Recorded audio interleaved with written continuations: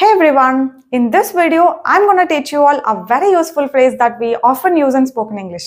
మనం real spoken English phrases నేర్చుకుందాం అనుకున్నాం కదా, అందులో భాగంగా నేను ఈరోజు ఇంకో ఫ్రేజ్ చెప్దాం అనుకుంటున్నా. ఆ ఫ్రేజ్ ఏంటంటే బై ద వే. చాలా ఫ్రీక్వెంట్గా వింటూ ఉంటాం కదా బై ద వే అని. ఈ ఫ్రేజ్ ఎక్కడ వాడాలి, ఏ ఉద్దేశంతో అంటారు, తెలుగులో మీనింగ్ ఏంటి, అలాగే అది యూజ్ చేసే కొన్ని సినారియోస్, ఇవన్నీ చూద్దాం. ఆల్రైట్, బై ద వే.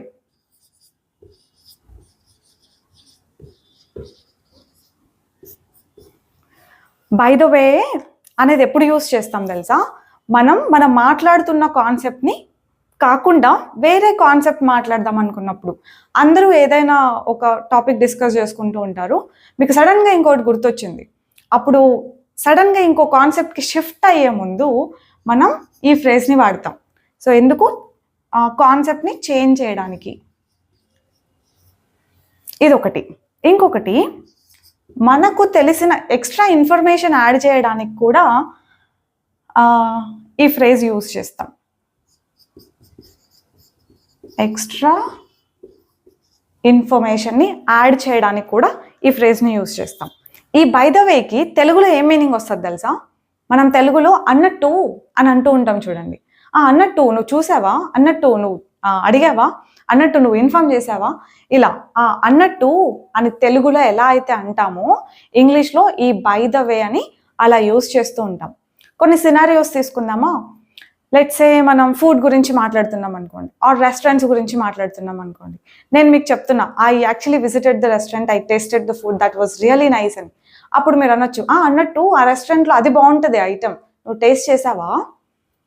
అప్పుడు ఎట్లా? By the way, did you taste that item in the restaurant, that is really famous in that. ఏమంటున్నాం? అన్నట్టు అని మీరు కొంచెం ఎక్స్ట్రా ఇన్ఫర్మేషన్ యాడ్ చేయడానికి ఇది వాడుతున్నారు. లేదంటే ఆ కాన్సెప్టే మీకు నచ్చలేదు, మీ క్రేవింగ్స్ వస్తున్నాయి, నేను ఫుడ్ గురించి మాట్లాడుతుంటే అనుకోండి. By the way, shall we start this concept, shall we do something else, shall we listen to music. ఇలా కాన్సెప్ట్ చేంజ్ చేయడానికి కూడా మీరు బై ద వే అని యూజ్ చేస్తారు. ఓకేనా? అదొకటి. తర్వాత ఏదైనా మూవీస్ గురించి మాట్లాడుతున్నట్టు, అన్నట్టు ఆ మూవీ చూసావా నువ్వు అని అంటామా? By the way, did you watch that movie. అన్నట్టు టికెట్లు బుక్ చేసావా నువ్వు? By the way, did you book the tickets. అలా అన్నట్టు అని ఎక్కడ చెప్పాలనుకున్నా కూడా మనం ఇది యూజ్ చేస్తాం. అన్నట్టు అతను లీవ్లో ఉన్నాడు, అతని వర్క్ కొంచెం చూడవా అని చెప్పొచ్చు. By the way, he's on a leave, would you mind taking care of his tasks అనొచ్చు. ఇంకా movies, restaurants, food, general conversation. ఇప్పుడు ఇంటికి వచ్చే దారిలో మన హస్బెండ్స్కో, డాడ్స్కో, ఎవరికో కాల్ చేస్తాం కదా, నాన్న ఎక్కడున్నావు అంటే దారిలో ఉన్నాను అంటాడు. అన్నట్టు పాల ప్యాకెట్లు తీసుకొని రావా, by the way get me some milk packets. ఇలాగనమాట. చాలామంది దీన్ని బై ద బై అని అనడం విన్నాను. దీన్ని బై ద బై అనకూడదు, it is actually by the way అని చెప్పాలి. By the way, did you hit the like button? లేదా? అయ్యో. By the way, did you download the app and see the content in the full course. So నేను కంప్లీట్గా ఈ concept వదిలేసి ఇంకో కాన్సెప్ట్కి వెళ్ళడానికి ఇది వాడా. అన్నట్టు యాప్ డౌన్లోడ్ చేసుకున్నారా, ఫుల్ కోర్స్లో కంటెంట్ చూసారా, you have everything in that. మీకు కావాల్సిన ప్రతిదీ ఆ ఫుల్ కోర్స్లో ఉంది.